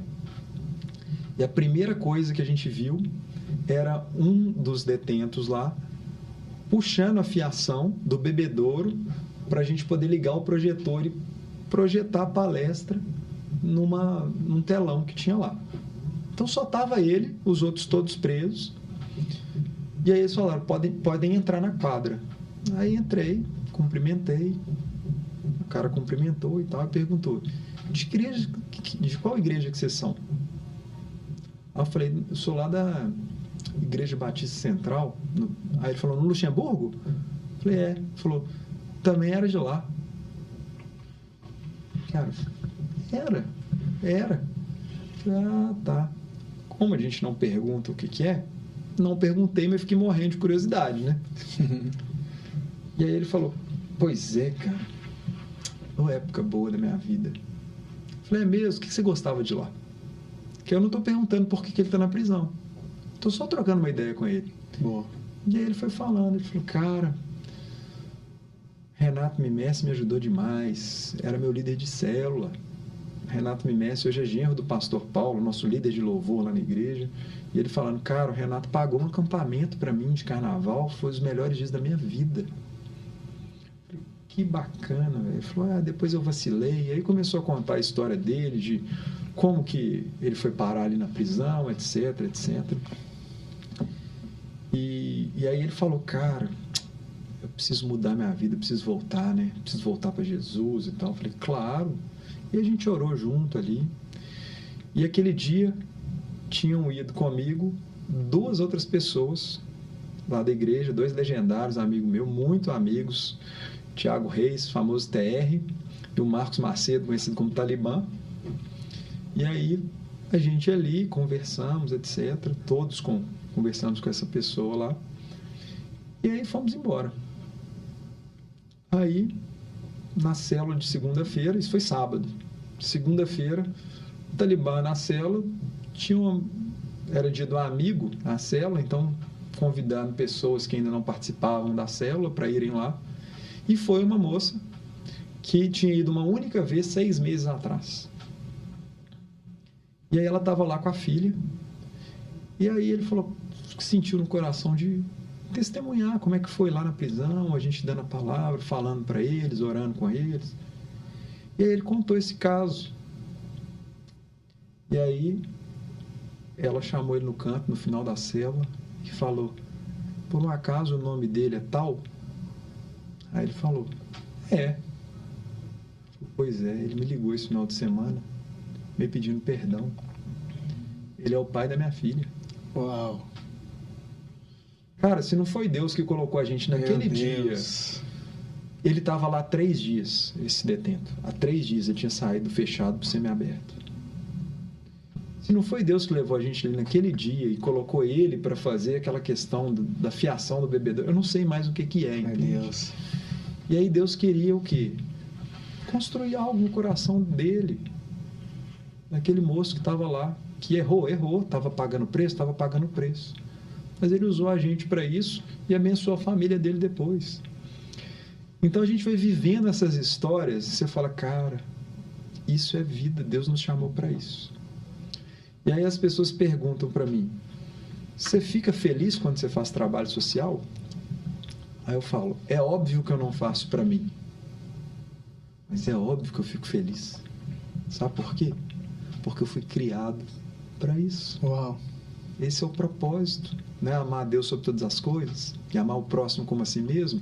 Nós somos criados para isso. E aí quando você faz aquilo para que você foi criado, claro que tem um senso de realização. Não é sobre mim? Não é sobre mim. Lógico. Mas é claro que eu fico feliz.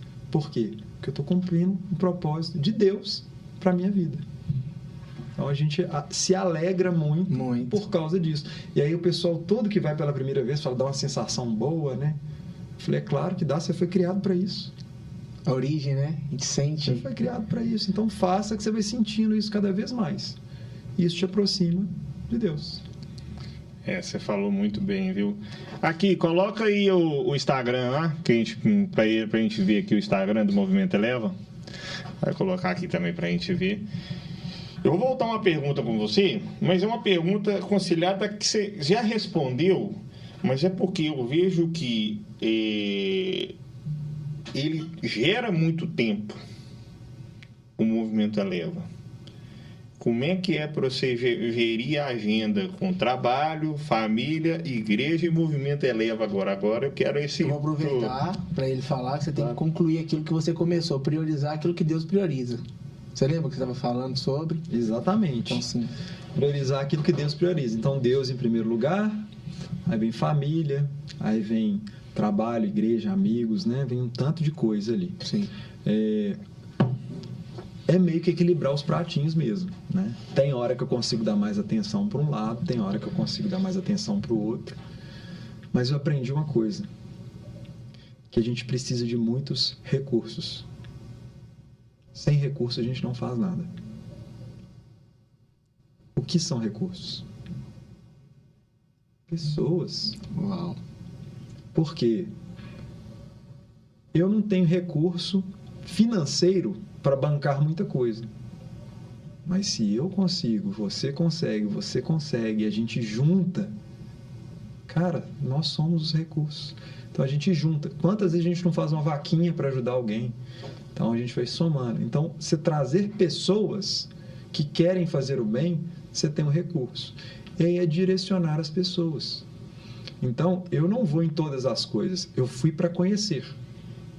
Mas o meu trabalho social hoje é desde que eu comecei o Eleva, é na casa de bebês. Eram bebês que você continua abandonados. Continuo lá. Eles são o seguinte, crianças que a justiça tira dos pais por abuso, negligência ou outra coisa e entrega a guarda dela temporariamente para o Estado. Então elas ficam num abrigo e eles tentam reconciliar com a família se possível, não conseguindo, vai para uma família ampliada, né? São tios, avós e avós, não conseguindo uma família substituta que a gente comumente chama de adotiva. Sim. Então, esse abrigo ele atende até 12 bebês. Eu continuo indo lá, nesse lugar, mensalmente.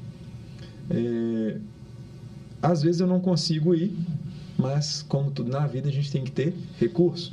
Então, já tem pessoas preparadas para assumir a visita o dia que eu não posso ir. Então, eu já tenho 2 pessoas lá que coordenam. A gente tem um grupo de WhatsApp, para cada grupo que a gente faz de Eleva, tem um grupo de WhatsApp que ele tem o direcionamento, como é que vai ser, quanto tempo vai durar, quem vai ficar responsável por levar uma palavra rápida, um louvor, uma dinâmica, os lanches. No abrigo de bebês a gente fala, aniversário de quem esse mês? Então nós vamos fazer o aniversário do fulaninho de tal. E aí decora, é docinho, salgadinho, fazer uma festinha no abrigo. É quantos anos os bebês lá? Lá é 0 a 2. 0 a 2. Mas tem abrigo de 0 a 6, de 6 a 12, de 13 a 18, tem várias idades separadas, né? Nesse é de 0 a 2. Aí a gente vai entendendo outro público, as colaboradoras que estão no abrigo estão ali ouvindo a palavra. Boa. Então você leva a palavra de Deus para as pessoas que estão cuidando daquelas crianças, que muitas vezes são um público vulnerável. E aí você começa a cuidar de outra forma. Você cria conexão com a coordenação. Aí você começa a entender melhor que tipo de doação que eles estão precisando, como é que funciona. E aí eu continuo indo na casa de bebês. Só que eu quis conhecer, para sair da minha bolha, outras realidades. E até hoje eu faço isso. A primeira visita de um projeto novo, muitas vezes eu que faço. Com alguém já preparado para assumir a coordenação, que vai comigo em outros projetos para conhecer como é que faz. E depois fala assim, vamos lá? Vamos. Esse final de semana eu fui num albergue de homens. O casal que está assumindo lá, num abrigo de homens, aliás, albergue não. esse casal que está assumindo o grupo da coordenação do Eleva lá, eles já foram comigo na casa de bebês, já conhecem como é que funciona, já tem uma experiência com trabalho social. Fomos na primeira vez agora, sábado passado. Eles foram comigo, viram mais uma vez como é que é e tal. Passei a bola, o bastão tá com eles. Aí eu fico no grupo de WhatsApp lá, eu e o núcleo do Eleva. A gente tem um núcleo que é quem organiza, que somos eu, o Talibã e o pastor Rodrigo. Sargento Brunão tá meio sumido. Aí, Bruno.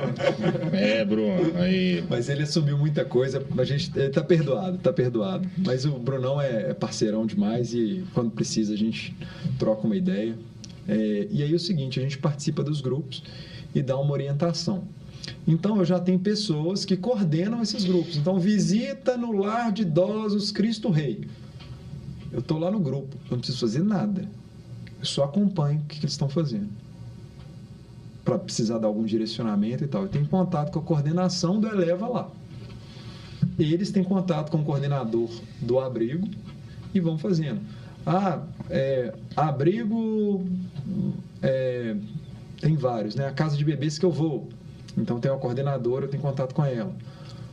Abrigo de homens que a gente foi agora, tem uma coordenadora e esse casal que vai ter contato com ela. Então a gente vai plantando, semeando e essas pessoas vão fazendo. O que eu tenho que fazer?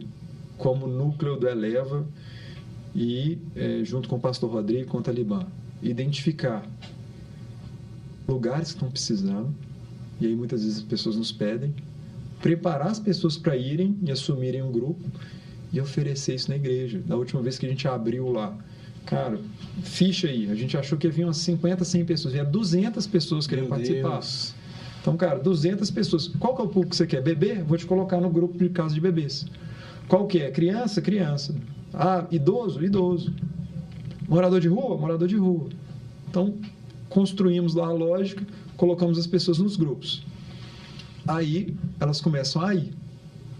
Alguns quiseram se voluntariar e não conseguem participar, deixam de ir. Não tem problema, o grupo está rodando, as pessoas estão sendo atendidas, quem quer fazer, está fazendo. O grupo cresceu demais, está indo muita gente, a gente pega e abre outro lugar. Então, hoje a demanda mais é de orientação, né, de direcionamento. E nos que eu vou, o que eu vou mesmo, que é o meu compromisso, é a casa de bebês. Então, esse é o que eu vou desde o começo, lá desde 2018, a gente vai lá todo mês. É interessante porque já mudou até a coordenação pelo lado deles lá, né, e a gente continua indo, continua apoiando, continua fazendo. Então, a ideia é que o nosso trabalho seja um trabalho perene. Deixa eu te fazer uma pergunta aqui. Quando você vai nesses, no caso, nos orfanatos aí, a minha dúvida seria orfanato, que seria abrigo de crianças. De crianças aí de 6 a 10 anos. Uhum. Você enxerga seus filhos lá, você consegue ver assim a dor assim como pai? Cara, eu não enxergo meus filhos dessa forma, né? Assim, lá. Eu entendo o lado emocional das crianças que estão ali, né? E aí tem várias coisas que a gente pode fazer para amenizar, que é ajudar o abrigo para ser um lugar melhor, levar um direcionamento de palavra mesmo e fazer atividades com essas crianças. Isso como Eleva, tá? Então, por exemplo, lá no abrigo do Prado, a gente já pegou as crianças, levou para a praça, foi brincar com eles numa praça, com a equipe junto, porque a gente não pode pegar a criança e tirar do abrigo, a não ser que você seja um padrinho, né? E o apadrinhamento é outra coisa. Mas eu posso tirar e levar, por exemplo, para um parque de diversões junto com a coordenação e os colaboradores da casa. Então, às vezes, a gente faz algo do tipo. E tem aí um outro nível, né? A nossa igreja, inclusive, incentiva isso, que é o apadrinhamento. O que é o apadrinhamento? Não é uma adoção, mas eu posso pegar aquela criança no final de semana, levar para minha casa e depois entregar ela lá para ela viver a semana no abrigo. E eu viro uma espécie de direcionador da vida dela, né? Ajudo no que precisar, etc. Então, tem como fazer isso e tem o processo de adoção. Nos abrigos a gente acompanha e, assim, como eu disse, personaliza muito, sabe? Não é uma questão, assim, de as crianças. você pega o nome, você pega amor. Sim. E aí, quando você pega amor, cara, você fala assim, cara, e a história da fulaninha de tal? E a história da Beltrana? Como é que tá? O processo de adoção, como é que anda? E a gente vai tendo histórias maravilhosas também, você vai vivendo isso. Na casa de bebês, a gente acompanhou uma menininha, ela tinha problema sério de saúde, andava com respirador, traqueostomizada, viveu no hospital há muito tempo. E a gente foi acompanhando, orando. Já teve parada cardíaca e a gente clamando para Deus para não deixar aquela menininha aí, abençoando. Precisou de trocar um equipamento dela lá, a gente vaquinha e fez e tal. E aí, alguns anos depois, uma das cuidadoras da casa, funcionária, pegou tanto amor, entrou na fila e adotou a menininha. Uau. Então você vai vendo as histórias, você vai vivendo, você fala, cara, eu participei disso. Meu Deus. Então é legal demais, assim, a forma que a gente vai... O que a gente vai vendo, o que a gente vai conduzindo, a forma que a gente ajuda. Então isso traz mesmo um senso de realização, de cumprir o propósito de Deus para nossas vidas. Tem como você ir descendo aí, só pra gente vendo? Você quer comentar alguma foto aí? Cara, tem, assim, nós estamos meio atrasados aí. Você pode ver que as fotos que a gente tem aí, ó, das crianças, por exemplo, essa segunda aí, todas as crianças que estão com o rostinho virado para cá são crianças nossas, meus filhos, filhos de alguém. As crianças que estão no colo, que aquela tampa, são as crianças que são do abrigo, então tem a imagem protegida. Então a gente sempre vai, ó, isso é doação que a gente leva a palavra, doação de tudo quanto é tipo. A gente doou, por exemplo, a cadeirinha de alimentação, que a gente vai entendendo a estrutura do local. Tem aniversário que a gente faz, pode descer um pouquinho aí, ó. Aí, ó, as menininhas aqui com o rostinho tampado, porque é protegido por lei, aí já é um abrigo de meninas. Aí pode ir descendo aí que vai ter outras fotos. Ó, época de pandemia, quando pôde voltar, a gente ir de máscara, a gente ia. Então a gente vai trazendo isso, né? E visitando. E aí as pessoas da igreja, os voluntários vão chegando. E aí outra coisa que eu ia falar. Não tem coisa melhor para evangelismo do que você falar disso. Eu vou no grupo do meu prédio e falo assim, cara, eu tenho um abrigo que a gente atua e tal, estamos precisando de fralda. Aí alguém que não é cristão fala assim, cara, eu tenho fralda, eu quero doar, eu quero ir com você. Uau. Ué, pode ir. E aí eu começo a atingir também outras pessoas do meu relacionamento para levar elas lá, que elas vão ouvir a palavra, vão. Sim. Então assim, é algo sensacional. E é o que Jesus fazia, né? Jesus dava o pão, mas também dava o pão vivo. É o que a gente busca fazer aí. Então estamos aí na luta social, mas a nossa principal luta é a vida eterna, né? Das pessoas. Você quer fechar com alguma coisa? Então, assim, muito lindo o testemunho dele. E sobre os livros, você falou, apresentou os dois? Apresentei esse aqui, né? Esse aqui é o livro Sim, Eu Vivi, Vidas, a Essência do Voluntariado, que fala sobre histórias, né? Que tem a história que eu contei aqui, uma delas, tem coisas do Legendários também que a gente já viveu em relação a voluntariado, tá? Plataforma para adquirir. Esse aqui não tem, cara. Esse livro não existe. Não? Vou dar uma raridade de presente aqui, ó. Obrigado. Tá uma raridade de presente. Gente, valeu, muito obrigado, tá? Edição única, então não temos esse livro à venda. Você pode ter certeza que eu vou ler ele, sim, tá? Muito obrigado. E aí depois você me dá o feedback das histórias. Tem muita história legal aí. Esse é o tio Flávio, né? Que é o... Ele agregou vários projetos, e aí os projetos contaram histórias que aconteceram enquanto a gente fazia alguma ação, e ele agregou isso nesse livro. Sim, sim. Tá? E esse aqui é o livro dele, que é Todo Mundo é Filho de Alguém. Ele lançou esse final de semana, eu comecei a ler agora, mas também tem muita história de voluntariado. E aí, por que eu trouxe esse livro, cara? Porque tem muita gente boa nesse meio do voluntariado que ninguém vê. É um meio que não é divulgado. Então, o que a gente tem de projeto legal em BH? Na pandemia, a gente fez um grupo com um monte de projetos sociais, de líderes de projetos, e a gente começou a trocar ideia nesse grupo. E aí a gente vai vendo tanto de coisa legal, tanto de história legal. É a história de pessoa que já teve câncer e aí tinha dificuldade de tratamento. E aí fala assim, cara, eu vou ajudar quem tem dificuldade de tratamento, vou acolher essas pessoas que vêm do interior. E aí você vai vendo. E aí cada história é fantástica. E a gente é invisível. Na sociedade a gente é invisível, ninguém vê o que essas pessoas estão fazendo, o tanto de trabalho que tem de... Esses a gente vê mais, por exemplo, de comida com morador de rua. Você vê, mas você não conhece. Se eu te falar um nome aqui, você não vai saber. Fala assim, ó, macarronada solidária. Fala, o que é isso? Né? Tio Flávio Cultural, que eu falei hoje, o que é isso? Inapé, o que é isso?